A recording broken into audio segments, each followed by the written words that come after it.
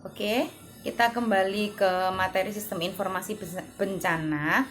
Di sini saya akan memberikan contoh atau studi kasus tentang kejadian bencana dan bagaimana melaporkan kejadian bencana tersebut dengan mengisi form-form yang tadi sudah saya jelaskan dari form B1 sampai form B4. Nah, ini jenis bencananya adalah tanah longsor. Jadi satu bencana atau satu jenis bencana ini formnya satu. Nah, satu form untuk satu jenis bencana dan untuk satu daerah. Contoh nih, kejadian tanah longsor di Jombor, misalnya di Jombor dengan di daerah Mulur.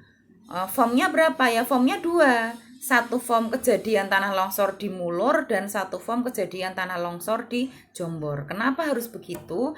Karena kondisi daerahnya berbeda.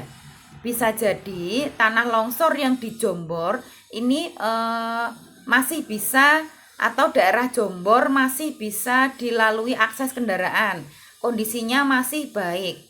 Korbannya tidak terlalu banyak. Nah, misalnya begitu. Sedangkan di Mulur ini memakan korban banyak, kemudian akses jalannya sulit. Nah, ini kan penggambarannya harus jelas. Karena tujuan dari sistem informasi bencana adalah bisa menggambarkan atau bisa memberikan informasi selengkap mungkin, sejelas mungkin, dan sedetail mungkin. Nah, bagaimana kalau misalnya satu desa tapi mengalami 2 jenis bencana? Berapa form yang digunakan? Form yang digunakan juga 2. Jadi misalnya nih, sama-sama Sukoharjo bencana tanah longsor disertai banjir. Formnya ya 2, satu form untuk tanah longsor di Sukoharjo dan satu form untuk banjir di Sukoharjo. Karena apa? Karena jenis bencananya beda, perlakuannya juga beda, karakteristiknya juga beda. Oke, kembali ke sini. Ini data yang saya punya adalah jenis bencana tanah longsor. Deskripsinya adalah pada Sabtu tanggal 9 bulan Januari tahun 2021 terjadi tanah longsor di Desa Cihanjuan atau sekitar pukul 16 atau 4 sore. Beberapa jam setelahnya desa di Sumedang dilanda hujan dan terjadi longsor susulan di Desa Cihanjuan sekitar pukul 19.30. Lokasinya di Desa Cihanjuan, Kecamatan Cimanggung, Kabupaten Sumedang, Provinsi Jawa Barat. Waktunya adalah pada tanggal 9 Januari tahun 2021 pada pukul 16. Kemudian jumlah korban untuk yang meninggal 40 jiwa, yang luka berat 3 jiwa, yang luka ringan 22 jiwa.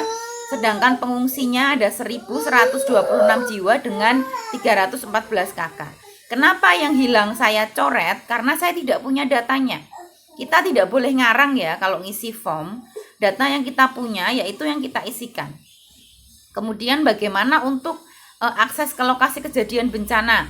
Masih mudah dijangkau menggunakan kendaraan. Jadi nanti ditulis, misalnya mudah dijangkau menggunakan kendaraan udara, berarti kan jalur daratnya rusak. Kemudian masih bisa dijangkau dengan menggunakan kendaraan apapun, berarti kondisi jalannya masih baik.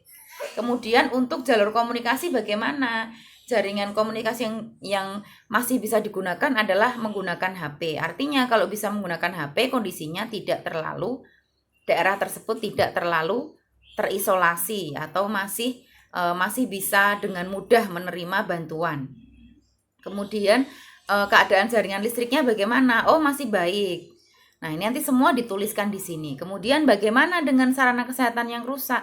Kalau Anda tidak punya datanya, maka tidak perlu diisikan atau tidak usah diisikan. Cuman saya minta kalian cari data yang agak lengkap. Jadi jangan mentang-mentang terus kalau nggak ada datanya nggak diisi, maka kalian carinya asal-asalan, datanya tidak lengkap. Nah, carilah kejadian bencana yang kejadiannya itu tidak terlalu maksudnya angka-angka kejadiannya itu masih jelas, berapa kejadiannya itu masih jelas. Kemudian yang paling penting adalah upaya penanggulangan apa yang telah dilakukan. Yang pertama, misalnya nih, merelokasi warga ke tempat yang aman. Jadi tadi kan ada 3 titik lokasi ya. Ada di lapangan burung milik perumahan SDG, kemudian di SD Fatimah Az-Zahra, di rumah warga Bojong Kondangan, dan di SD Cipareng. Nah ini ya, jadi upaya yang telah dilakukan apa? Sementara ini yang telah dilakukan adalah merelokasi warga ke tempat yang aman, kemudian melaporkan kejadian bencana ke Dinas Kesehatan Kabupaten Sumedang. Nah, di sini kepala puskesmasnya saya tulis nama saya. Jadi nanti kepala puskesmasnya Anda tulis sebagai nama Anda.